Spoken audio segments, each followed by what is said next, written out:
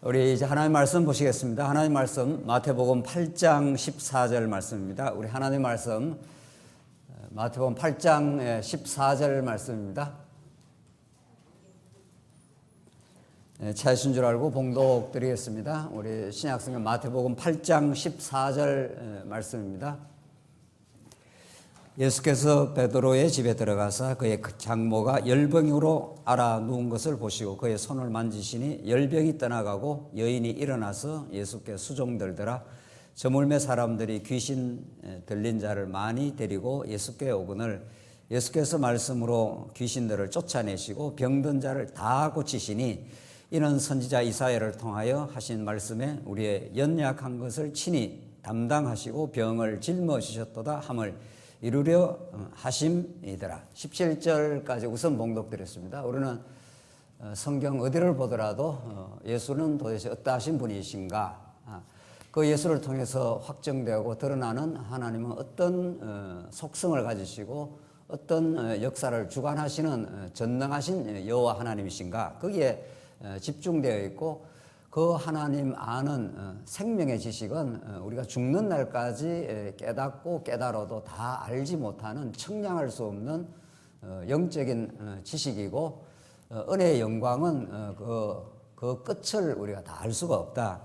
따라서 우리는 하나님의 말씀을 볼 때마다 도대체 이 땅에 2000년 전에 찾아오신 예수가 메시아라는 사실, 그것을 통해서 드러나는 영생의 진리는 무엇인가, 이것이 우리의 최대의 관심사고, 성경 66권의 이 긴 파노라마 같은, 대화 드라마 같은 그 진리의 일관된 메시지입니다. 오늘 우리는 마태복음 말씀을 통해서 구약 언약을 성취하시되 이 땅에 구약의 하나님 나라에 관한 언약을 실제로 몸소 성취해 가시는 그 메시아의 사역을 우리가 확인하고 있습니다. 우리는 지난 시간까지 대략 5장에서 7장까지가 우리가 이른바 산상수훈이라는 말씀은, 이미 1장에서 4장에서 구약 언약을 성취하신 예수는 천국 복음은 이런 것이다.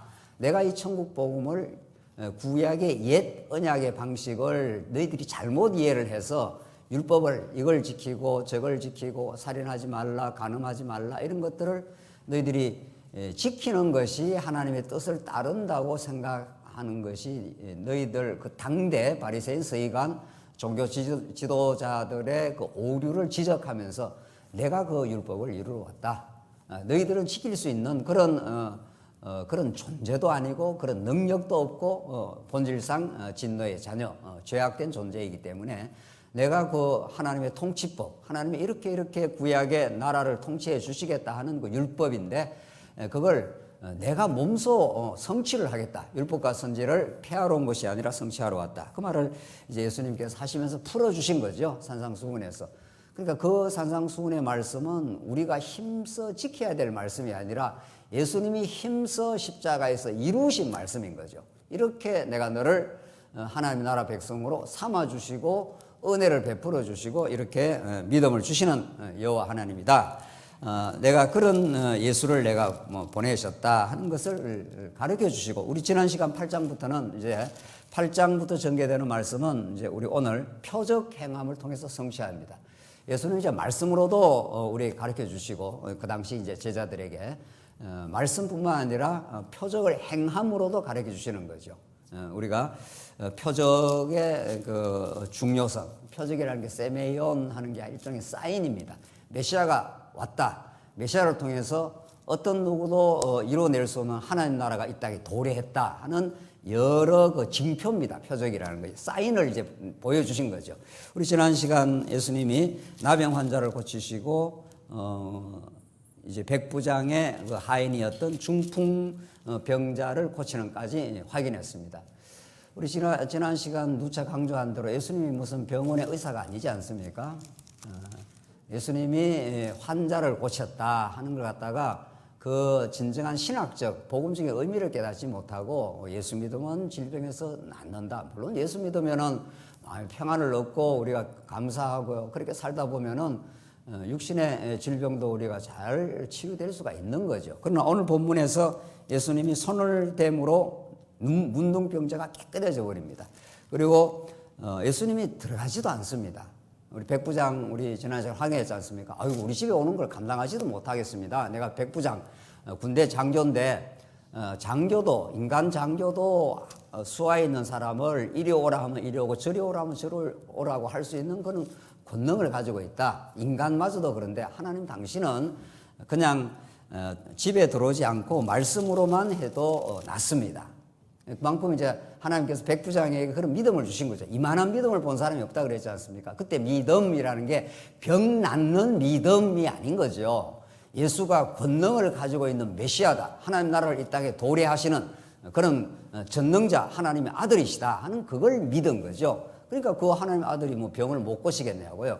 그리고 병을 고치는 사건도 그냥 예수님이 이 땅에 와서 이 병자들이 불쌍하니까 고쳐줬다 이런 말이 아니잖아요. 그러면 다 고쳐버려야죠. 예수님이. 예수 믿는 사람도 우리가 병이 거들리기도 하고 병이 낫기도 하고 질고라 그러지 않습니까? 질병의 고통을 우리가 겪기도 합니다. 그러나 하나님께서 그걸 통해서 이제 가르쳐 주고자 하는 그 뭐 목적이 있다는 거죠. 자, 그래서 그 목적을 우리가 오늘 본문에서는 이 세 가지 질병에 대한 결론을 지금 말하고 있습니다. 첫째가 나병, 둘째가 중풍병, 셋째가 오늘 열병입니다. 열병. 열병도 아주 고약한 병이죠. 사람이 몸에서 열이 난다는 것이 굉장히 괴로운 일입니다. 36.5도라고 하는 이 정상 체온이 돼야 컨디션이 이렇게 살아나고 모든 기거 동작이 원활해지는데 열이 39도, 40도 올라가 버리면은 모든 인간의 기능이 마비가 돼 버리는 거죠. 열이 너무 많이 나 버리면은 정말 열이 너무 많이 나면은 자기가 주체를 못 하지 않습니까?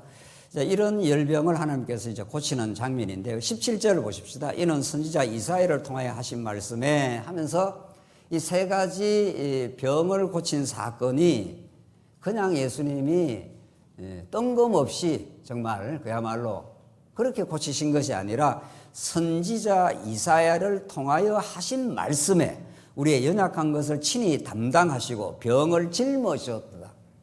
이 땅의 모든 각종 병들을 짊어지셨다 함을 이루려 하심이라 이렇게 되어 있죠. 이게 이제 목적인 거죠. 선지자 이런 것을 고치신 것은 선지자의 말씀을 성취하려 하심이라. 이게 성경 해석의 원리인 거죠. 우리가 늘 언약 성취, 말씀 성취하는 게 그러니까 이사야의 선지자가 하는 말씀을 성취하시는 분이 얼마나 이 땅에 하나님 나라를 이 땅에 도입하시는 이 세상 나라, 힘의 원리를 추구하는 이 세상 나라, 죄악이 지배하는 이 세상 나라의 빛의 나라, 아들의 나라를 이 땅에 도래하시는 분이심을 증명을 하는 거죠. 예수님이 이 세 가지 질병을 고침으로, 자, 이 세 가지 질병이라는 것은 하나의 그 대표적인 질병인데, 특별히 우리 지난 시간 이게 나병, 뭐 다 마찬가지지만 나병이라는 게 레위 언약에 나오는 말씀 아닙니까? 레위서에 나오는 문둥병자는 제사장에 가서 이런 말씀이 우리 지난 시간도 확인한 대로, 그러니까 나병이라는 질병 현상, 중풍병이라는 중풍병은 몸을 움직일 수가 없습니다. 열병은 열이 너무 많아서 모든 인간의 기능이 이제 마비가 된 상태죠. 이런 것들의 그 뿌리가 있는 거죠. 이걸 성경은 죄악의 정상이라고 합니다. 우리가 몸이 아프면 뭐 예컨대 어때 뭐 폐가 안 좋다 하십시다. 그러면은 정상이 나타나죠. 열이 난다든가 기침이 난다든가 몸이 이런 걸 우리가 정상이라고 하지 않습니까?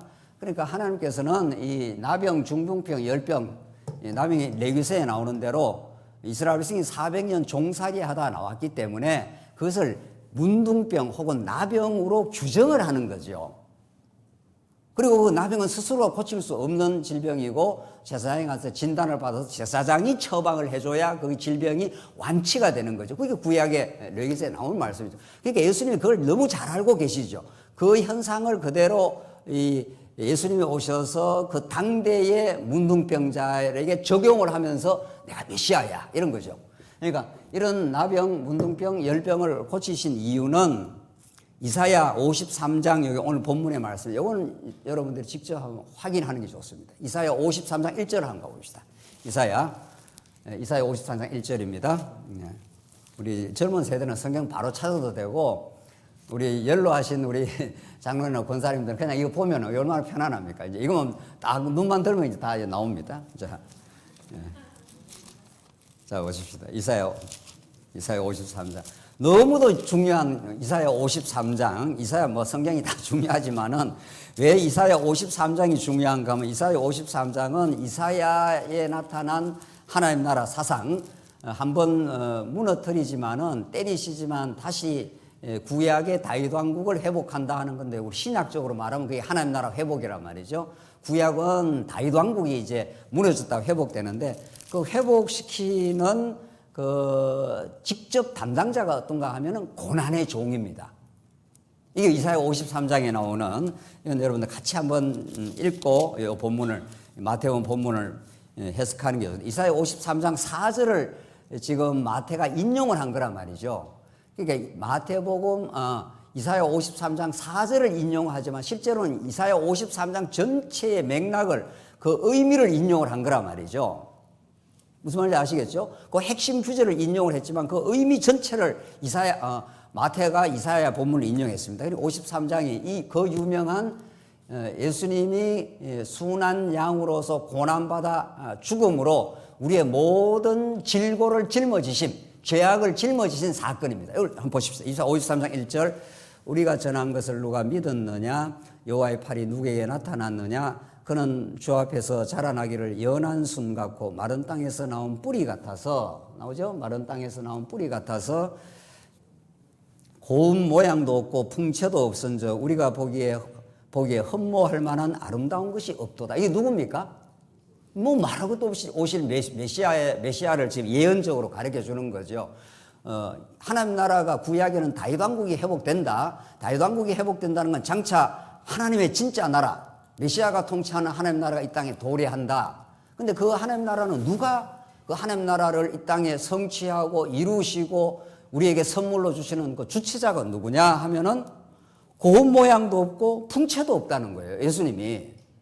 예수님이 와서 대단한 무슨 권세를 가지고 막 로마 제국을 진압을 해버리고 이 땅에 로마 제국보다 더 크신 나라를 건설해버리면 얼마나 많은 사람이 따르겠어요. 또 실제로 많은 사람들이 그걸 기대했지 않습니까? 예수님한테 이스라엘 나라가 회복됨이 언제입니까? 그 열렬 당원들 말이죠. 지금 무력으로 로마 제국을 타도하고 예수님 메시아가 그런 능력을 가지고 와서 좀 타도했으면 좋겠다는데 그런 인간의 기대와는 전혀 다른 방식으로 예수님이 등장할 것을 이사야 53장에 지금 예언을 해주고 있습니다. 풍채도 없어요. 고운 모양도 없어요. 우리가 보기에 흠모할 만한 아름다운 것이 없도다. 예수님은 그렇게 잘생기지 않았습니다. 분명히. 잘생겼다 못생겼다는 기준도 인간 마음대로 정하는 거지만은 이 본문의 말씀입니다. 3절 그는 멸시를 받아 사람들에게 버림을 받았으며 나오죠. 예수님이 이 땅에서 멸시를 받고 사람들한테 버림을 받았고 엘리 엘리 라마 사막다리라는 게 버림을 받았습니다. 궁극적으로 하나님께 버림을 받았죠. 강고를 많이 겪었으며 질고를 아는 자라. 질고라는 게 병의 고통입니다. 병에 걸려서 고통받아 본 사람 있습니까? 대부분 이제 나이 들면 누구나 병이 한두 가지는 있기 마련입니다. 그러니까 질병의 고통이라는 게 간단치 않습니다. 우리 육신을 가지고 있는 인생에게 그 질병이 심각한 질병이 생겨버리면 어지간한 질병이 생겨버리면 내가 인간적으로 생각했던 모든 인간적인 계획, 비전, 꿈이 다 사라집니다. 그걸 하나님께서 주셔서 우리가 우리 인생의 주인이 아님을 깨닫게 하는 거죠. 그래서 예수님이 우리 인생의 질고를 아십니다. 나병, 중풍병, 열병 이거 걸렸다 하면 인간이 자기 힘을 못 쓰는 겁니다. 정상적 활동을 못 하는 거죠. 정상적 활동을 못하면 인간이 너무 좌절하지 않습니까? 근데 문제는 나병, 중풍병, 열병 요 자체가 문제가 아니에요. 이건 하나의 정상이라고 해요. 뭐 열이 난다든가 기침이 난다든가 뭐 이런 거죠. 재채기가 나다. 이 정상이란 말이죠. 이 밑에 진짜 질병이 있습니다. 예수님이 지금 이 질병 셋을 고치고 나서 이사야 53장을 딱 인용을 하지 않습니까? 그렇죠? 그 이유가 있는 거죠. 그러면서 지금 마태 기자가 이사야 이 말씀을 성취하러 왔다. 자, 조금만 더 읽으면 이제 확실해집니다. 질고를 아는 자라 3장 그 중반에 마치 사람들이 그에게 얼굴을 가리는 같이 멸시를 당하였고 우리도 그를 귀하게 여기지 아니하였도다. 예수님 이 땅에 와서 아무도 귀하게 안 여겼습니다. 오히려 박대하고 고향에서 멸시를 당했습니다. 4절 그는 실로 우리의 질고를 지고 질병의 고통을 걸머지고 우리의 슬픔을 당하였은저 이태원 그 부모님들은 무슨 죄가 그렇게 많아서 아이가 생떼 같은 아이가 죽는 걸 현장에서 봐야 되냐고요. 이게 세상이에요. 이게. 그러니까 이 땅은 정말 슬픔으로 가득 차 있습니다.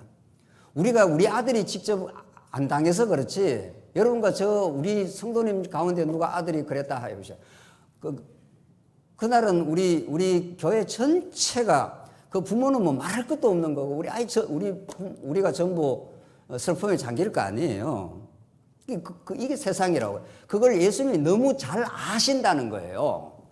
죄악이 만들어내는 나병, 중풍병, 열병, 이 땅의 비극, 참사 이걸 너무 잘 아신다는 거예요. 그 아시는 분이 왜 그걸 허락을 하시냐. 이제 이게 모든 신학자들의 고민이고 질문인 거죠. 뭐 하나님 몰랐는데 그런 일이 생겨버렸으면 뭐 악한 마귀가 그랬는가 보다 뭐 이렇게 하겠지만 여기에 우리의 복음의 깊이가 있는 거죠. 복음의 깊이가 있는 거죠. 그 슬픔을 아십니다. 예수님은. 우리는 생각하기를 그는 징벌을 받아 하나님께 맞으며 고난을 당한다 하여도다. 네가 잘못했으니까 네 십자가 져. 그러면 이렇게 예수님에게 모든 그 당시대의 헤롯 땅, 로마 병정들, 어리석은 그 민중들 말이죠. 유대인들 와 예수님이 오병이어 기적을 행할 때 얼마나 많이 그 표적을 보고 따라왔습니까? 그리고 예수님은 표적을 행하고는 늘 멀리 떠나버립니다. 왕으로 삼으려고 할 때 예수님은 떠나버렸어요. 너희들이 원하는 내가 왕으로 오지 않았어. 너희들은 세상에 힘을 가지고 있는 왕을 원하잖아. 이런 말이죠. 그래서 예수님이 오병이어 기적 행하고 나서 제자들을 멀리 떠나버린다니까요. 사람들의 기대와는 다른 방식의 메시아인 거죠. 예수님은 메시아인데 오늘 본문에 하나님께 맞으며 그는 징벌을 받아 고난을 당한다 하였더라. 6절, 5절. 그가 찔리면 우리의 허물 때문이요. 그가 상하면 우리의 죄악 때문이라. 드디어 죄악 문제가 나오지 않습니까? 이런 이사야 말씀을 마태 기자가 지금 문둥병, 중풍병, 뭐죠? 열병, 이걸 고치는 예수님의 그 표적적 사건을 통해서 이사야 53장을 지금 인용을 했지 않습니까? 그러니까 그 인용한 것은 그가 찔리면 우리의 허물 때문이요. 그가 상하면 우리의 죄악 때문이라. 허물과 죄로 죽었던 우리를 살리려고 그랬다 이 말이죠. 그가 징계를 받음으로 우리는 평화를 누리고 그가 채찍에 맞음으로 우리는 나음을 얻었도다. 이게 예수님이 하신 일이라는 것을 지금 700여 년 전에 메시아를 통해서 예수님이 그렇게 하실 것이라고, 그렇게 해야 하나님 나라가 이 땅에 도래를 한다고 이렇게 지금 예언을 해주고 있는 이 말씀을 이루려 하심이라 이런 거죠. 이 말씀을 이룬다는 게 이거 우리 병 고치주로 예수님이 왔다 이 말이 아니라고요. 그렇죠? 그 사도 바울은 병이 들어서 육체의 가시가 너무 힘들어서 3번이나 기도를 했지 않습니까? 이 육체의 가시를 좀 없애달라고, 내 은혜가 내게 좋게. 이게 예수님의 답이었어요. 하나님의 답이었습니다. 그 왜 병을 안 고쳐주나요? 예수님이 고칠 능력이 없는 분이 아닌데. 그래서 질병을 고치는 게 목적이 아니라 질병을 고치는 이 표적 사건을 통해서, 질병은 아무나 못 고칩니다. 나병을 누가 고치냐고요? 구약에는 제사장이 고칠 수 있는 거고, 영원한 제사장이라는 게 죄를 없이 해주는 분, 그분이 오셔서 문둥병을 고침으로 문둥병 밑에 깔려있는 진짜 죄악의 질병을 내가 온전하게 치유해 주겠다. 그래서 너희를 의롭다 해주겠다 이 말이죠. 그래서 6절 마지막에 우리는 다 양 같아서 그릇 행하여 각기 제 길로 갔거든. 우리는 다 양 같아가지고 우리 모든 택한 백성은 다 자기 길로 간다는 거예요. 사사기 말씀에 따르면은 왕이 없으므로 자기 소견에 오른 대로 다 자기가 다 의롭대요. 우리는 다 죄입니다. 우리는 예수 밖에서 행했던 모든 것들이 다 죄입니다. 그런데 우리는 예수를 만나기 전에, 진리를 깨닫기 전에 다 자기가 옳다고 생각하지 않습니까? 내가 생각하는 게 옳고 내가 판단하는 게 옳다고. 그만큼 선악 판단의 주체가 자기가 되어 있는 거죠. 하나님 보실 때는 다 죄인데 말이죠. 그러니까 우리는 다 양 같아서 그릇 행하여 각기 제 길로 갔거늘 여호와께서는 우리의 모든, 뭐라고요? 여러분이 읽으셔야죠. 우리 모두의 뭐를? 죄악을 그에게 담당시켜, 죄를 걸머진 거란 말이죠. 이 질병, 질병의 고통을 걸머졌다는 것은 하나의 구약의 현상적인 말씀이고, 예수님이 지금 문둥병을 고친다든가 열병 환자를 고친다든가 중풍병자를 고친다는 건 현상을 말하는 거고, 그 현상을 가져오게 한 아담의 타락이 없으면 인간에게 질병이 없는 겁니다. 우리가 돌아갈 새하늘과 새 땅은 질병 없습니다. 다시는 아픔이 없겠고, 다시는 눈물이 없겠고, 없어요. 우리 죄 때문에 다 이런 질병이 생기고, 죄 때문에 갈등이 생기고, 죄 때문에 미움이 생기고, 죄 때문에 더 서로 미워하고 서로 갈등하고, 뭐 이런 게 다 심각한 문둥병 같은 질병인 거죠. 그래서 예수님께서 너희들이 그 질병으로부터 해방받을 능력이 없어. 그래서 예수님께서 이사야 말씀대로 그가 찔리면 우리의 허물을 위하며 그가 상하면 우리의 죄악 때문이라.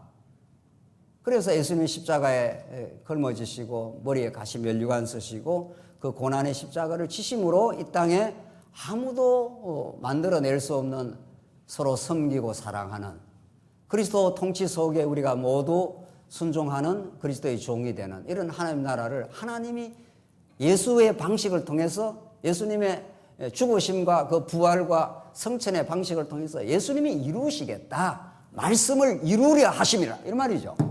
이 포인트는 여기 있는 거죠. 여기에 있는 게 아니라고요. 여기에. 그래서 지금 막 한국교회가 한동안 무슨 뭐 교회가 무슨 병자나 고치는 무슨 집단인 것처럼 그렇게 해서 얼마나 많은 병든 사람에게는 그게 희소식인지 몰라도 그게 희소식이 아니에요.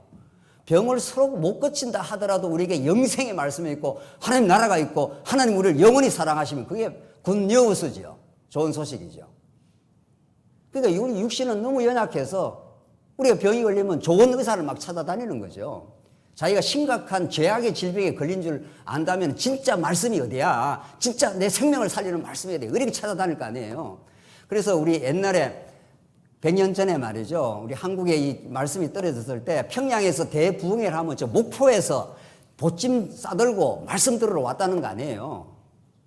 지금 말씀이 뭐 풍요해서 그런지 말씀이 안 들려서 그러는지 말씀에 대해서 뭐 이제 기갈이 없어져본 세대. 이게 저주예요. 저주가 무슨 뭐 꼭 지옥만 가야 저주가 아니에요. 말씀이 전혀 들리지도 않고 말씀에 깨달음도 없고 말씀에 대한 갈망도 없고 그거야말로 이 땅에서 정말 저주 현상인 거죠.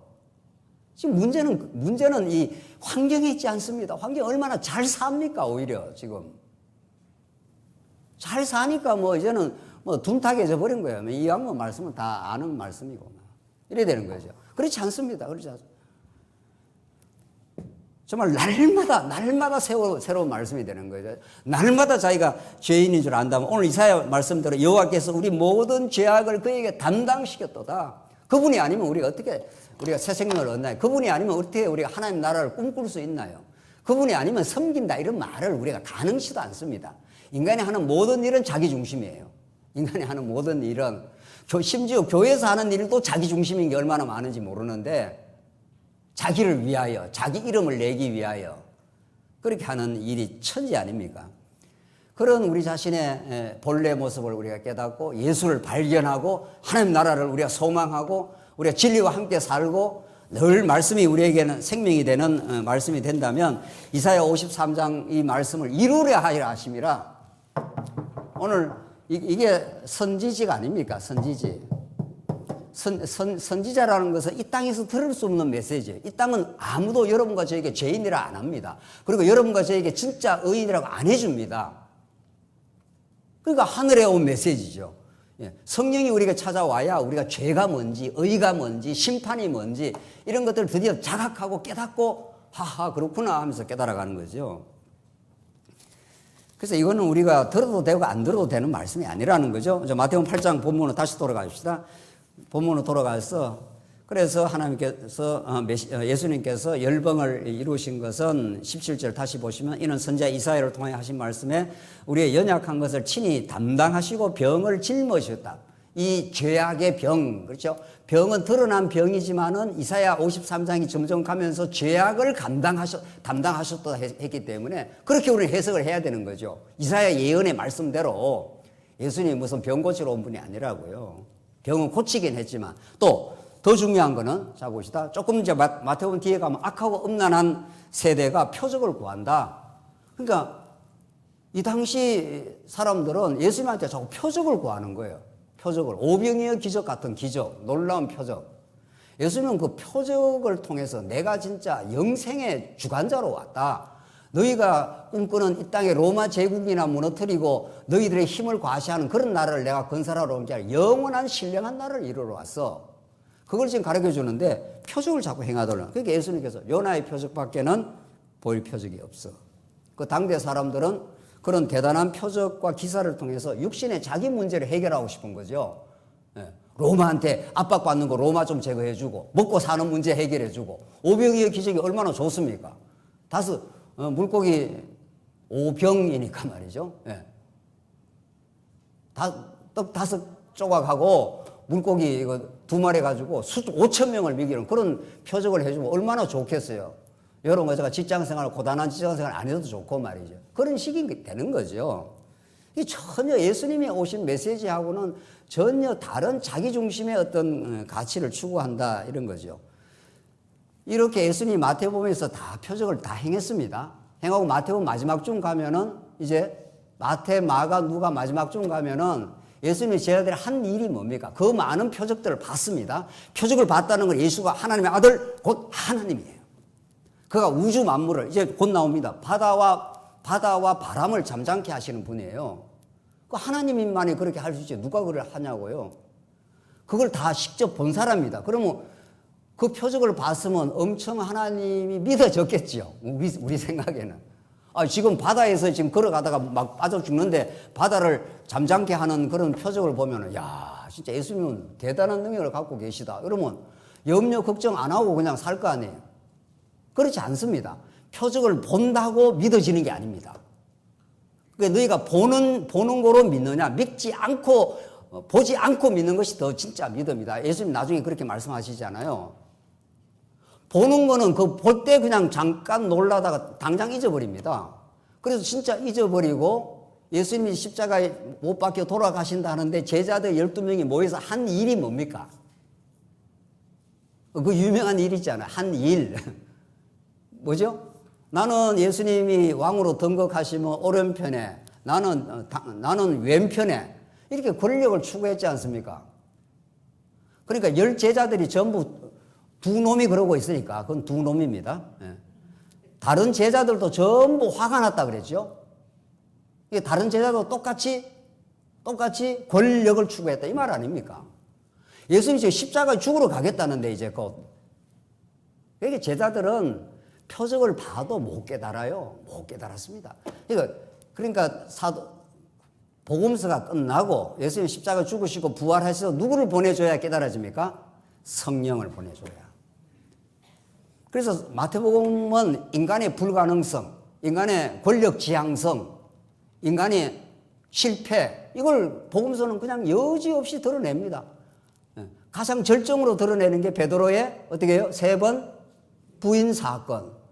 베드로가 예수님께 뭐라고 그랬습니까? 말은 안 했으면 고개 봐주지 말이죠.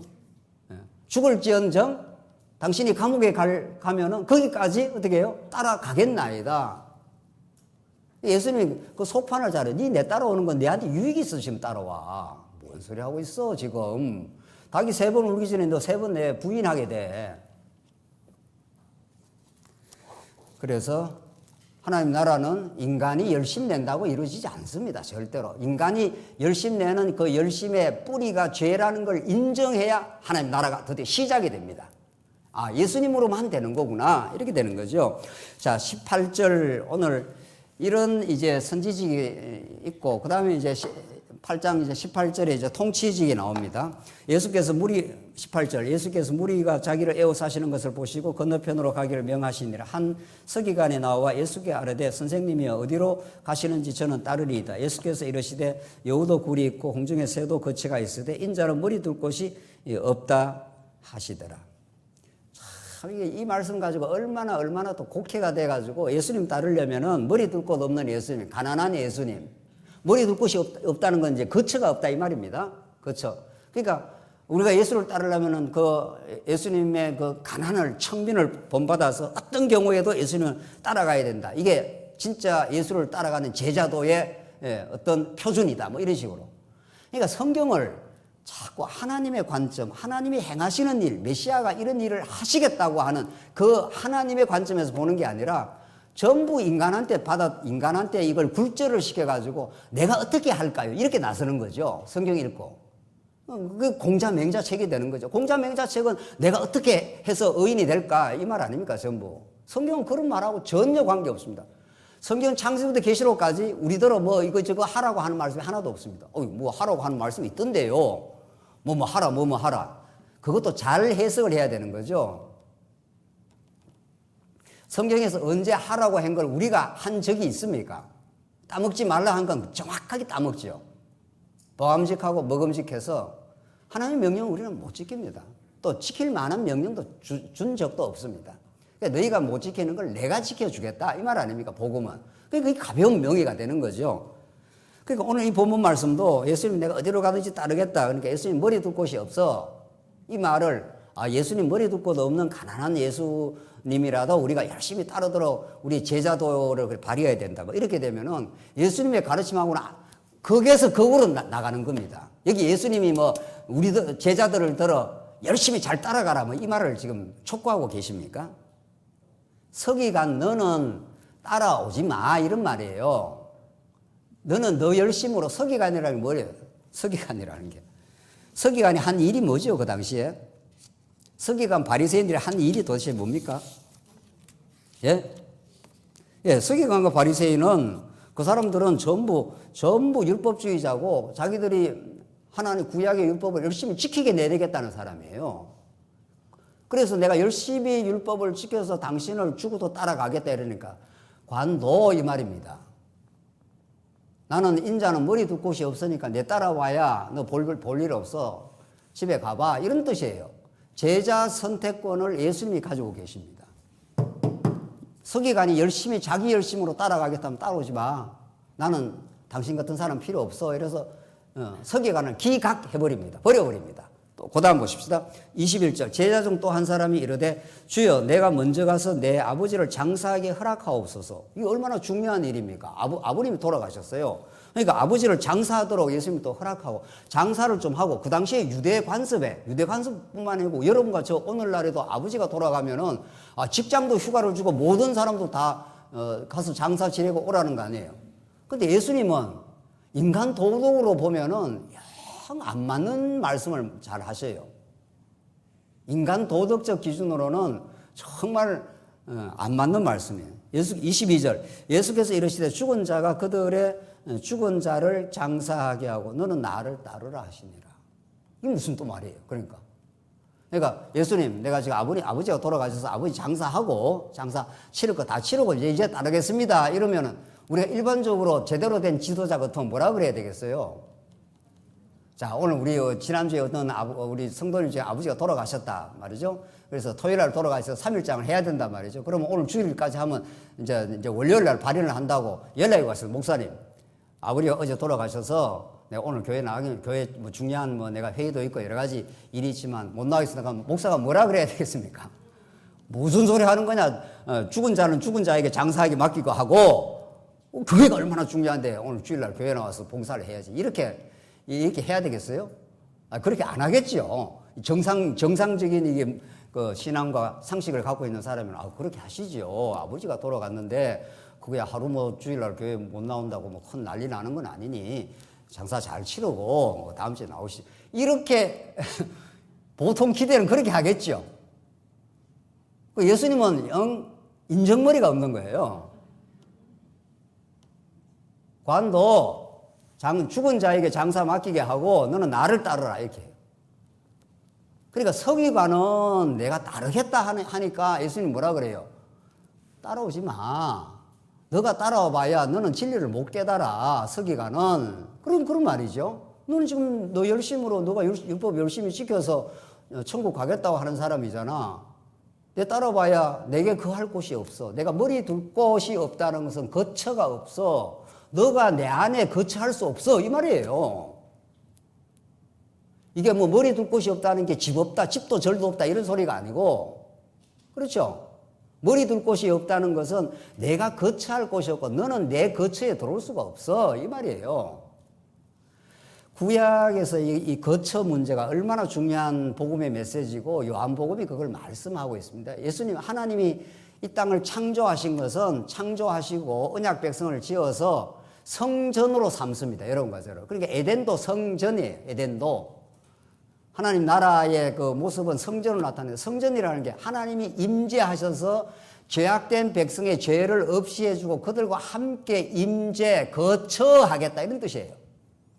말씀이 육신이 된 우리 가운데 거하심에라는 헬라어가 장막을 치심에 우리를 거처 삼으심에 이런 뜻이에요.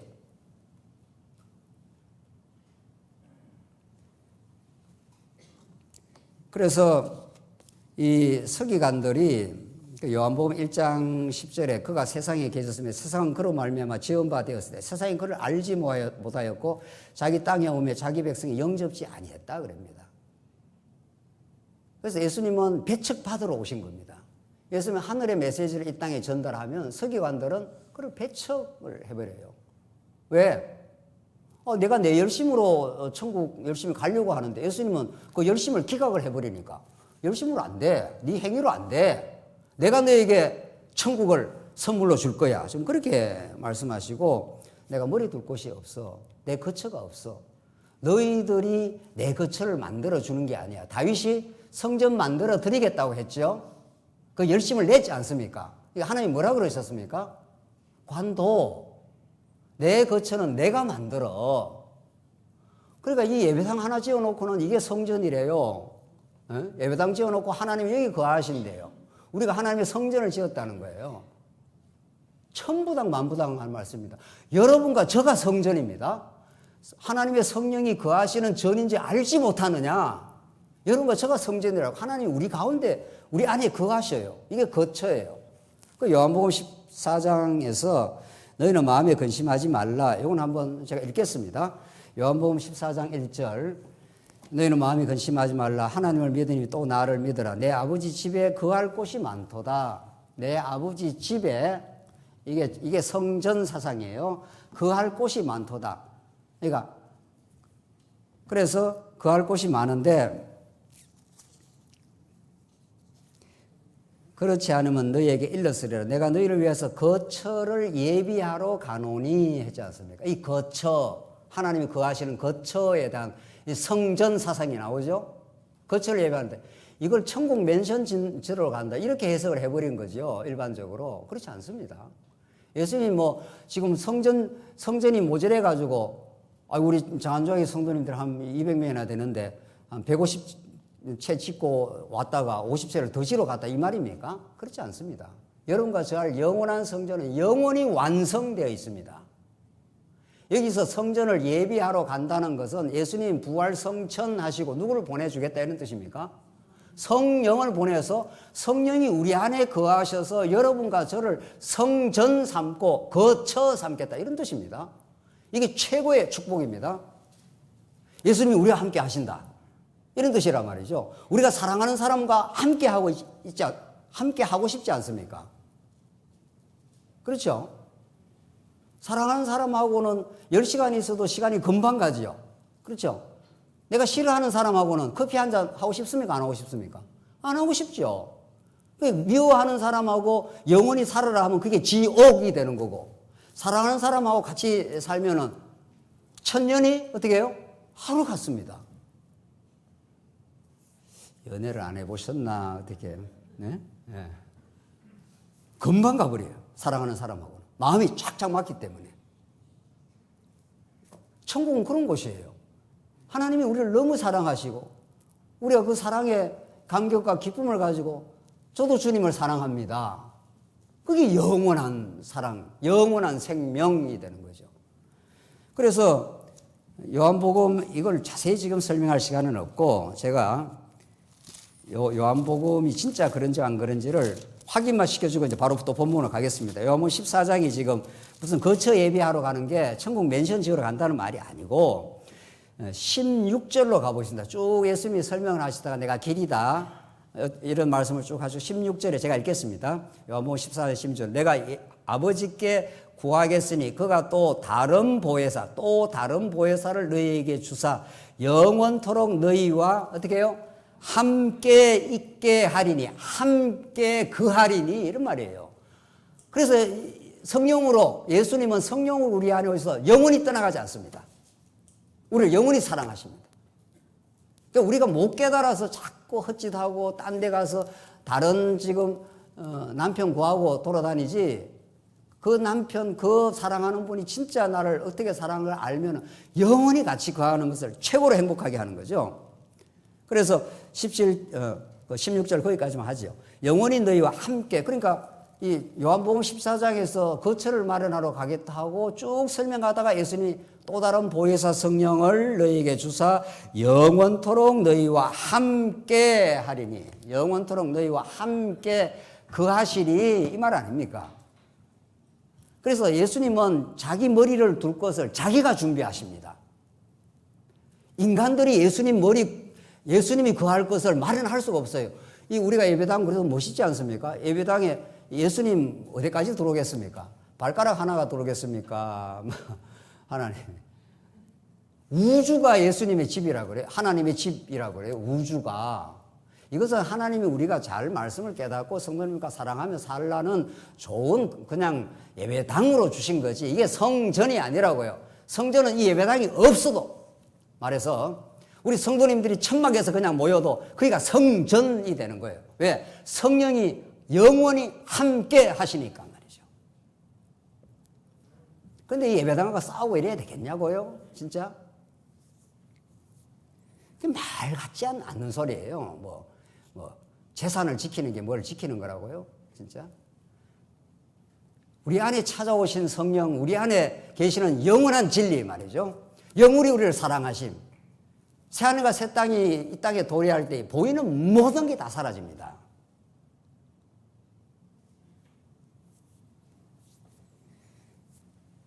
우리는 오늘 본문 말씀을 통해서 예수님이 제자를 선택할 권한이 있습니다. 주권이 있습니다. 그러니까 통치자지요. 내가 예수님을 따르겠습니다. 서기관이. 내가 율법 열심히 지키겠습니다. 따라오지 마. 내 머리 둘 곳 없어. 너 내 안에 거할 수가 없어. 내가 거하는 집, 성전은 내가 지어. 다윗이 열심히 해서 내가 성전 지어라. 관도 내가 네 아들 솔로몬을 통해서 내가 성전 짓고 영원한 성전을 예수를 통해서 내가 짓고 마라. 그래서 여러분과 저에게는 이 성전 제목이 다 되게 한 겁니다. 이걸 우리가 할렐루야 하는 거죠. 그래서 솔로몬이 성전을 짓고 하나님께 찬양하고 감사하고, 우리가 범죄할 때 성전을 향하여 기도하면 우리를 용서해 주시옵소서. 그런데 솔로몬 성전이 다 사라졌지 않습니까? 그 찬란한 솔로몬 성전이 다 사라져 버렸다고요. 이제 예수님 부활의 성전, 부활의 성전에 붙은 여러분과 저의 신령한 성전, 이걸 이 속에 예수님이 함께 하신다니까요. 내가 세상 끝날까지 너희와 영원히 함께 하겠다. 예수님이 그렇게 우리에게 약속하시고 성취 지금 하고 계셔요. 그래서 예수님이 우리의 거처가 되셔요. 네가 만든 집에 내 못 거해, 이런 말이라고요. 너는 내가 만든 거처에는 못 들어와. 그런데 한 사람은, 예수님, 내가 아버지 지금 초상이 났으니까 장사 드리고 가겠습니다. 아니야. 예수님은 장사를 드리지 말라는 게 포인트가 아니에요. 무슨 윤리적으로 아주 비도덕적인 말씀을 하는 게 아니고, 죽은 자에게 죽은 자를 장사하라 그래. 이건 복음을 지금 설명하고 있는 거죠. 그렇죠? 예수님 눈에는 다 죽은 자예요. 지금 목숨이 다해서 죽은 자나, 지금 육신은 살아있으나 실상은 어떻다고요? 죽은 자예요. 예수님 눈에는. 그러니까 예수님은 이 땅에 예수를 믿지 않고 하는 모든 일이 죽은 일, 죄값은 사망이에요. 다 시체가 하는 일들이라고요. 이 땅에 하는 일들이. 그게 뭐 대단한 일이냐고요. 권력을 잡고 큰 삼성 재벌이 돼가고 막 큰 국제 기업을 형성을 하고, 그게 그렇게 대단하냐고요. 예수님 눈에는 다 죽은 자의 죽은 일들이에요. 생명이 없어요. 거기에 생명이 있고 사랑이 있고 평화가 있고 하나님 나라가 있고 섬김이 있고 그런 거 없어요. 그런 거 없다니까요. 세상 나라에는. 어떻게 해야 더 짓밟고, 어떻게 해야 상대방을 짓밟아서 내가 성자가 되고, 거기는 패자와 성자가 있고, 이런 거죠. 교회는 그런 것이 아니에요. 교회는 누구라도 와서 하나님 나라를 누리고 누구라도 성자가 되고 예수 안에서 하나님 나라를 누리는 하나님 백성이 되고 하나님의 사랑을 받고 그 하나님의 섬김을 받지 않습니까? 내가 대성물로 주어 너희를 섬기러 왔노라. 하나님이 우리를 섬겨주신 거라니까. 부모가 우리 자식을 사랑하고 섬기듯이 말이죠. 그게 교회, 그게 신령한 성령이 오신 이유예요. 그래서 성령이 오셔서 너들 그들의 죽은 자들을 장사하게 해. 죽은 자들이 이 세상에서 너희들이 가치롭게 생각하는 거, 아버지 장례드리고, 이거 보통 우리 사람들이 엄청 중요하게 생각하잖아요. 예. 자식 잘 되고, 건강하고, 장례 잘 지내고, 죽은 거야, 그거 다. 죽은 걸로 생각해. 그리고 나를 따라, 영원한 생명을 따라. 이 말을 잘 이해하셔야 되죠. 그러면 장례도 치르지 말고 애 교육도 시키지 말란 말이냐. 그 말이 아니라 그런 차원하고 다른 차원의 영적인 진리, 하나님의 동선을 지금 가르쳐 주고 있는 중이죠. 예수님이. 그렇죠? 질병을 고쳤다 그러니까 덜렁 질병 고치는 이야기로 받아들여 버린 거죠. 아이고, 예수님이 우리 질병 고쳐주겠구나, 이런 거죠. 그거 아니에요. 질병은 표적적 사건이고 질병의 그 뿌리에 죄악이 깊이 뿌리 박혀 있고 죄악을 치유하시는, 온전히 죄악을 감당하여 이 땅에 하나님 나라를 실현하시는 메시아 사건을 가르쳐 주겠다, 이 말이죠.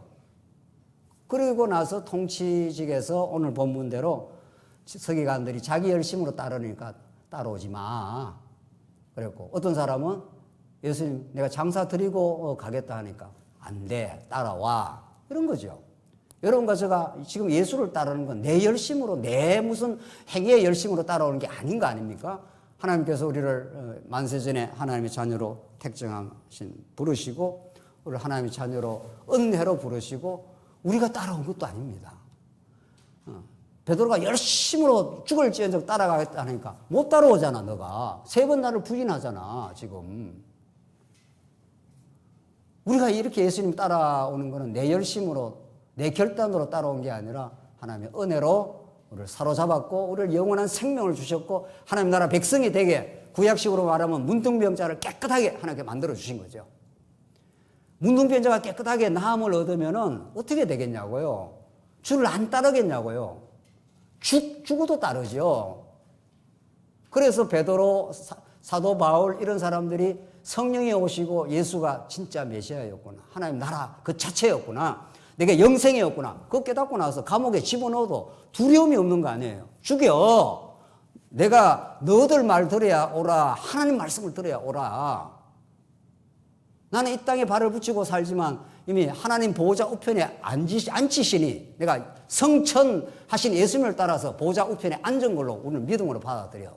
이 땅의 백성이 아니야. 우리는 이렇게 천국 시민권을 가지고 있는 사람답게 그렇게 살아가겠죠. 오늘 복음을 듣는다는 게 무엇입니까? 여러분과 저에게 복음을 듣는다는 것은 그저 우리가 신앙 사회생활 하는데 조금 금상첨화라고, 예수 믿으면 좀 위로받고 주일날 가서 좀 힘든 일이 있으면 성도들과 조금 위로나 하고, 또 그리고 세상에서 좀 잘된 거 있으면 뽐도 내고 말이죠. 그래서 서구 기독교가 점점 몰락하고 있는 거죠. 기독교가 이게 기득권이 되고 기독교가 문화화돼서 생명이 없는 거예요. 그냥 주일날 한번 교회 가고 점점 빠집니다. 점점 빠져서 그 다음에는 크리스마스 때 한번 가면 되는 거예요. 뉴질랜드 가보니까 크리스마스 때, 아이 세례 줄 때, 부활절 1년에 한 3차례만 가면 돼요. 왜? 예수님한테 눈도장 찍었으니까. 이게 신앙생활 아닌 거죠. 지금 한국 기독교가 점점 그렇게 변질돼 갑니다. 굳이 그렇게까지 열심히 내고 할 거 있냐 이거지. 이미 천국 백성 됐는데. 그 천국 백성이 됐다는 복음의 메시지를 깊이 못 깨달은 거죠. 못 깨달으니까 깨달고 내가 문둥병이 났었다고 생각을 하면은 너무 절실합니다. 예수님이 너무 감격스럽고, 정말 예수 믿는다는 게 그 자체로 천국의 누림이 되었고, 이게 영원한 생명이 되었고, 오늘 본문의 말씀처럼 죽은 자 시체 장사하고 너는 나를 따라. 이게 예수님이 우리 따르는 거죠. 이 땅에 많은 것들이 죽은 것들 아닙니까? 권력, 명예, 부, 이게 얼마나 우리 인생을 치장해 주는지 몰라도 말이죠. 뭐 그런 거 갖고 있으면 우리 인생이 뽐나고 빛과 번쩍하고 뭐 그렇습니까? 예, 그거 다 죽은 것들.